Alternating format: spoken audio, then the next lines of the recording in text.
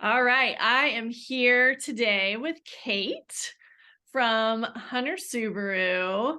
And Kate has been involved a lot with our events over the past few years. And I wanted to catch up with you today because I've been noticing that you are posting some inspiring things online. You look different. When I see you around, you look a little different. Kate and how long have we known each other? A few years now, do you think? Probably 5 or so years now. Okay. Yeah, it's Yeah. been a bit. It's been a minute. Kate, tell us what's happening in your world. So last year I started out on a health journey just to make myself feel better. I was really overweight. I had faced a health scare and at the beginning this time last year actually. And when I was finally through that, it was like, okay, now is the time to lose the weight and just get healthy and feel better. Initially, I didn't have like a goal in mind. Now I do. But it's time to lose the weight. And I've tried Yeah. so many things throughout the years, and some things have worked and some things have wrecked my system completely. And it just I don't know what it is about. I think I know what it is. This year Yeah. it just finally clicked. All the pieces fell together to where it's working and sustainable. Yeah. Tell me about the goal. What's the goal that you have? Yeah, so the goal is to get below 190. Okay. I have a personal trainer. I've been as big as 350 and as small as 200. I've been above 200 pounds since fifth grade, so it's no Okay. secret. So I've Okay. always been bigger, but I've always been active. And so I work out with a personal trainer a couple times a week for strength training. And our goal is to stay between 175 and 190. Okay. So there's always, girls' weekends away, or you know what Yeah. I mean? Like Yeah. your body just changes, it's constantly changing. And so that's the range that we've picked at. And I like that it's not a specific number because it's not really about a specific number as it is just about feeling good with yourself. Yeah, and what works for your body too. I know I've always been very thin boned and thin, and that's part of my genes and my makeup. And people are like, oh, poor you.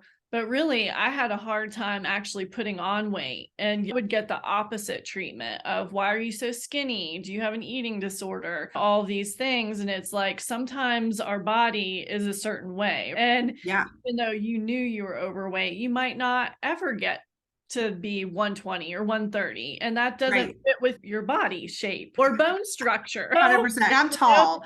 So for me to be yeah, 120, like I feel at that point somebody would be like, please eat a cheeseburger. What's wrong? exactly. And that's Like, what what do people you have told me. Yeah. Yeah, so Go it's eat. both ways. It's crazy how we all attack each other for looks. And that's one thing I've struggled with my whole life has been my weight. And everyone's like, well, if you just eat less and you work out more, like you'll get there.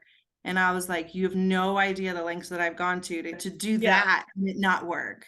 And it Or sounds like such a simple solution to yeah, a I very mean, complicated I've problem. done no carbs. I've done Weight Watchers. I've done keto. I've done vegan. I've done paleo and like a whole non-preservative, no artificial, just natural food and its natural state. You name it, I've done it over the So is years. this the first time you've done this journey with exercise or more exercise or a different type? This is the first time I've done the journey where I had planned exercise specifically. Like before, I'd be on a diet. And I'm like, I'm just gonna go to the gym. I'm gonna go to the gym, or I'm gonna walk, or I'm gonna bike ride. This is the first time where I said, okay, this is gonna be my meal plan, and this is how I'm gonna do my nutrition.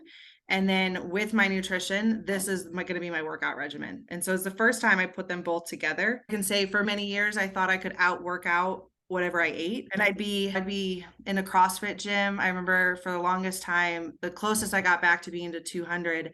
I was in a CrossFit gym an hour a day, 6 days a week, and eating like boiled chicken and steamed broccoli and just burnt myself out in Yeah, 3 months. not sustainable. It's not sustainable.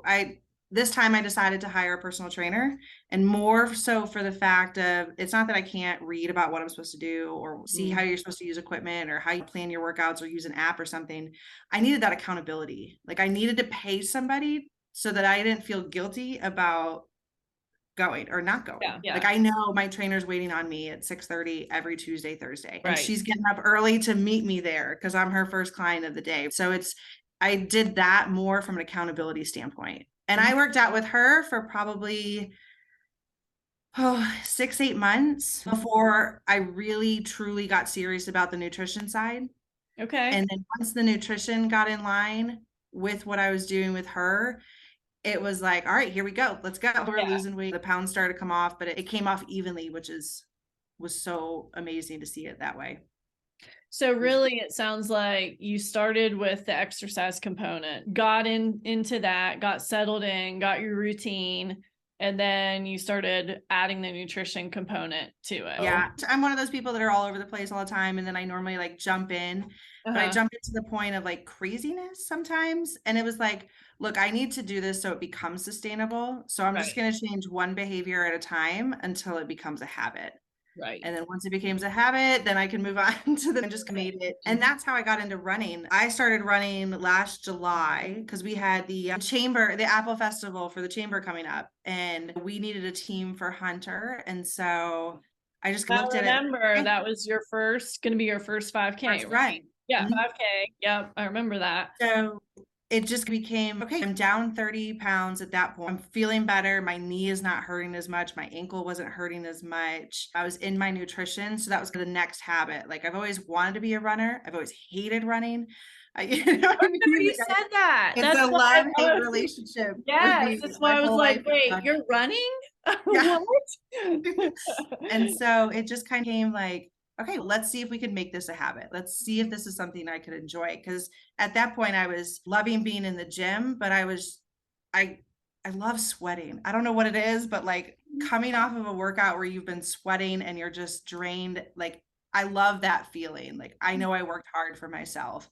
And it's also just so mentally freeing. Like I literally had somebody in the gym the other day. I was running on the treadmill, and like as soon as I was done, they tapped me on the shoulder and they're like, I swear you were about to break out into a dance. Like I had my headphones in and I was in the zone running, and it was one of the best things because I was like, I just get lost in the music, and it's such a good mental clarity for me. So that's how I picked up running, because it was like, okay, we've got this race coming up and we sponsor so much that I was like, let's put a team together.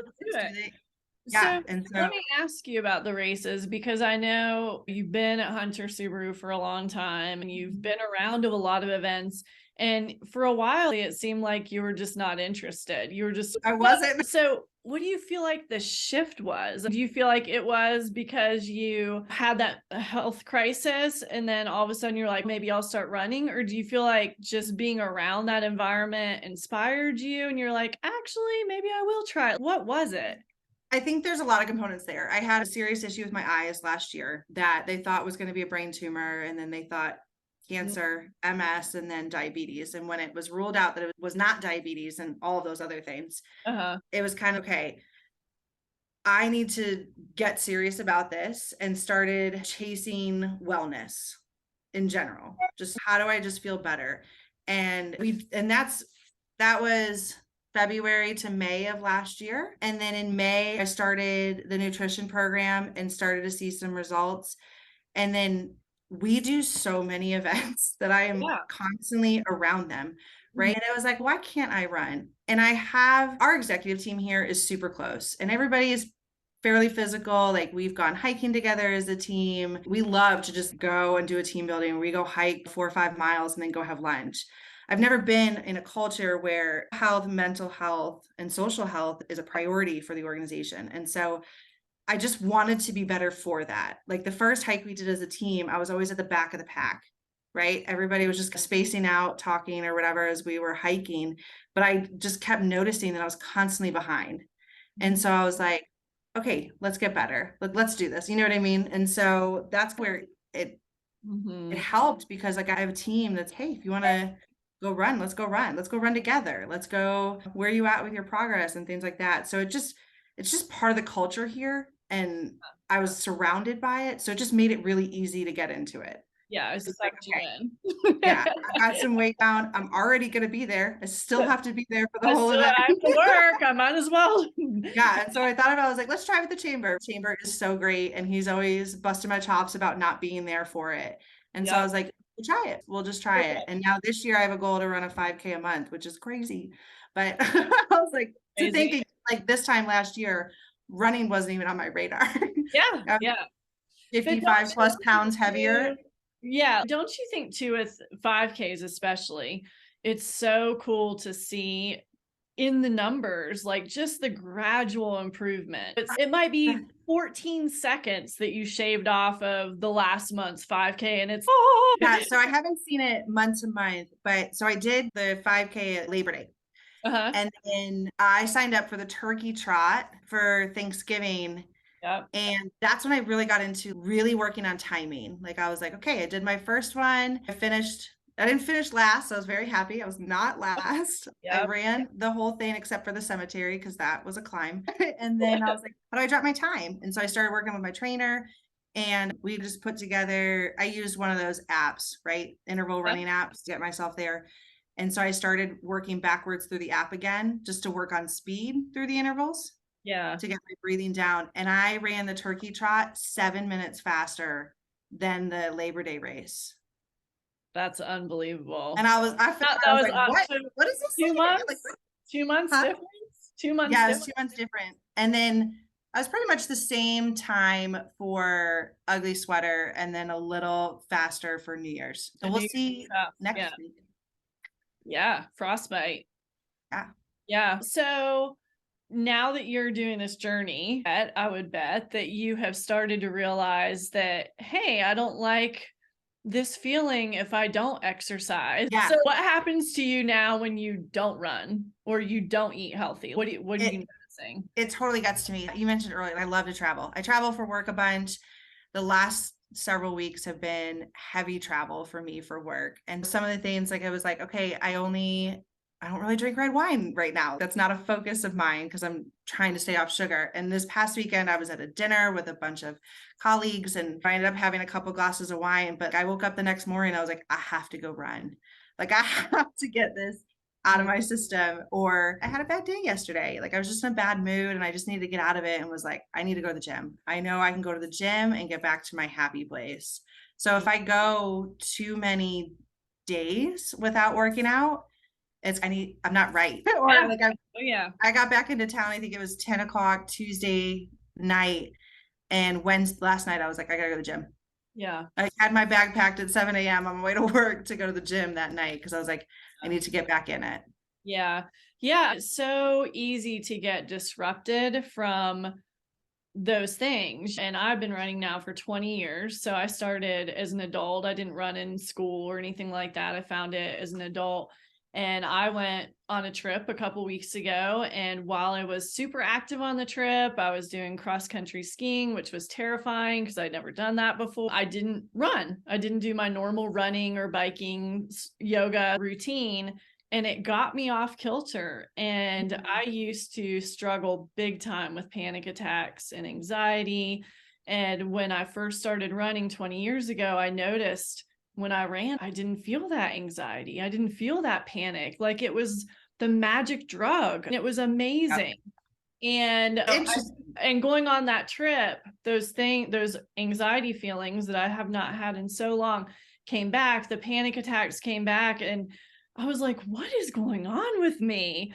And as I was traveling home, I was like, what in the world? And I'm like, I'm off kilter. Like I'm not doing my regular routine. And even though I was moving my body, it wasn't what I needed mentally because the cross country skiing was so stressful. It was a stress to me because I was learning it and trying to figure it out. And so I think there's such a mental health component to exercise. And yes, the physical part's there too, but it's like you get this craving and addiction just to feel that you're talking about after you're sweating and just that release. And I think for anybody who's listening or watching, like that is the reason that I exercise every day, is to have that so that I don't have to go and take that anti-anxiety medicine. And so I think that it's so cool that you are finding that correlation and how things are interwoven. And I'm sure you can feel the difference when you drink versus not drinking and your exercise and how that's influenced the next day. And you're like, oh yeah.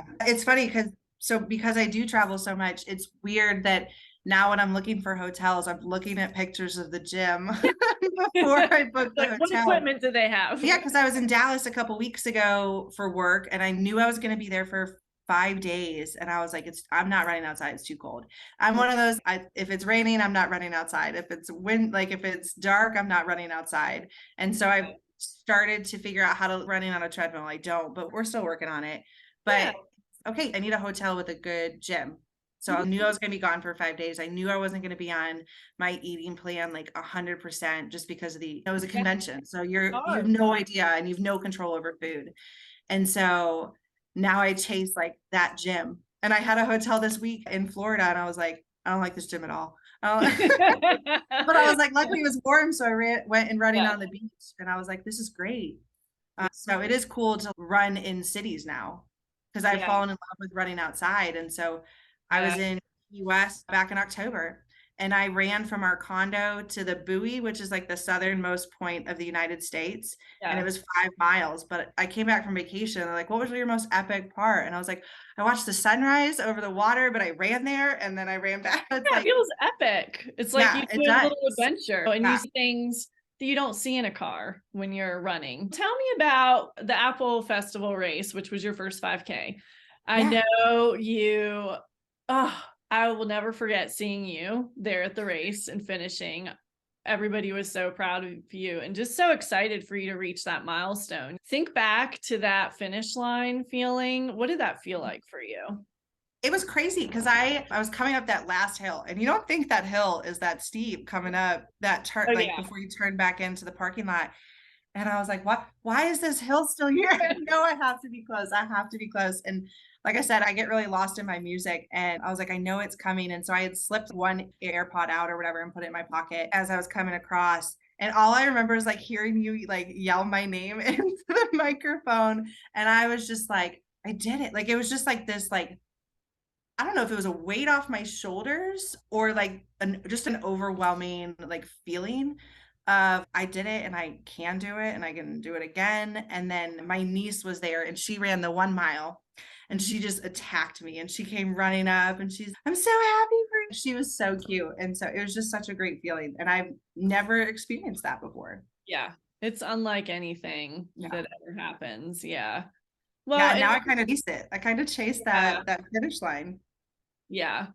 Yeah. And I think too, it's just so many people over the years when I say I put on races, they're like, oh, I would never run unless somebody's chasing me. Like, how many times have I heard that? And I feel like there's something for everybody. I'm sure as you've seen at races, it's like, there's every shape, every ability, not even last. And Well, that's the really cool walk the thing. whole thing. Yeah. You The know? really cool thing about races that I love is like you're only against yourself. Like it doesn't matter who's passing you or not passing you or what your pace is. Like it's just your own game. Yeah. It's for you. You're surrounded by people who are just like genuinely hyped and excited to be doing it. Ugly Sweater was like so different than any of the other races that I did because everybody was just like so excited. It was not raining, so I think there was like a whole new level of excitement because everybody thought we But would it would be be like great. soaked, Uh-huh. right? But it's just like this natural energy that you're like, where does this even come from? And then as you like randomly see people throughout the course and